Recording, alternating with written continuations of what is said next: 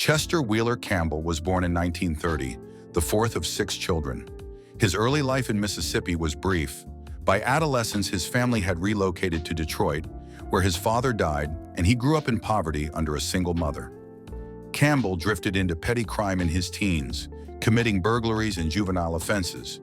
But everything changed on July 1, 1955, when 24-year-old Campbell and accomplices attempted a robbery at a numbers gambling operation.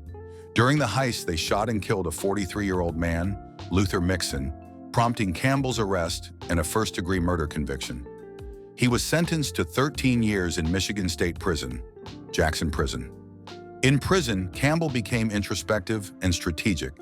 He studied, self-educated, and honed the mental discipline that would shape his later criminal persona.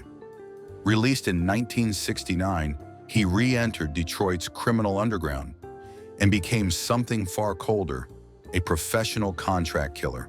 Over the next decade, Campbell became the highest-paid killer for hire in Detroit's Murder Row, an underworld crew connected to drug lords and organized crime factions. Officials suspected he carried out at least 10 homicides between 1969 and 1975.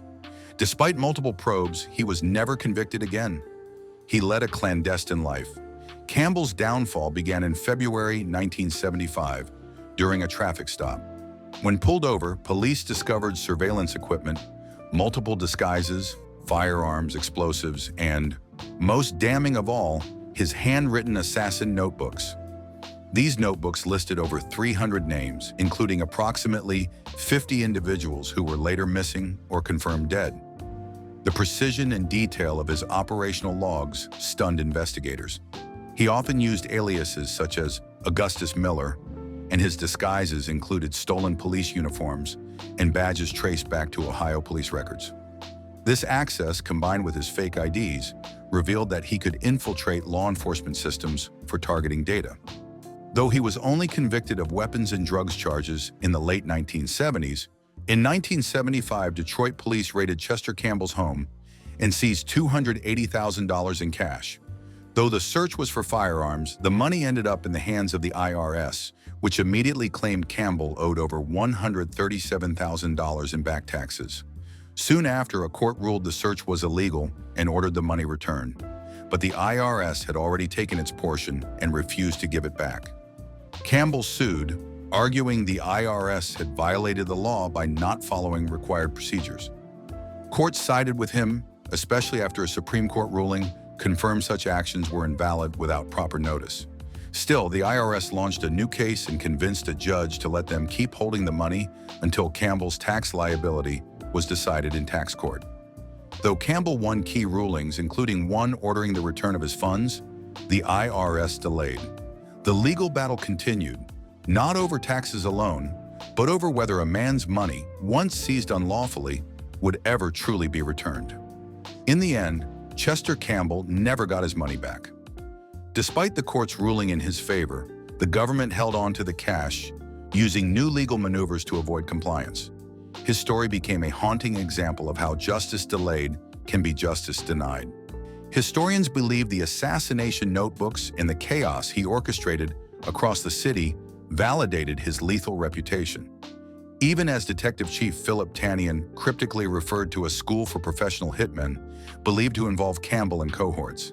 Campbell maintained a bizarre dual life, grooming himself meticulously with grooming kits, personal hygiene items, and sometimes expensive cologne, while managing murders professionally. Witnesses remembered him as calm, slow-speaking, and eerily polite, yet utterly terrifying when angered. By 1984, he was paroled again, but within a few years, he was arrested in 1987 with a car filled with drugs, weapons, explosives, and more surveillance gear. This arrest led to a 40-year sentence in federal prison. He died in 2001 in a federal medical facility, reportedly from end-stage liver disease and hepatitis C. He operated with eerie efficiency, documenting possible targets, co-conspirators, and law enforcement contacts in a ledger no other criminal kept. His books kept themselves. His face never appeared in tabloids. Campbell's legacy is grim. A man never featured in flashy crime stories, but whose network of hit assignments likely extended into dozens of unsolved killings. Investigators still struggle to close cases believed connected to him, while his books, physically seized in 1975, are considered primary evidence of a highly organized and corrupt underworld. Even today, his name surfaces in conversations among Detroit's older street generation and in documented analyses of how drug wars in the 1970s shifted into a more covert, intelligence-driven structure. He changed how contract killing could operate, with surveillance, disguise, and record-keeping instead of brute force. Campbell's story remains cautionary.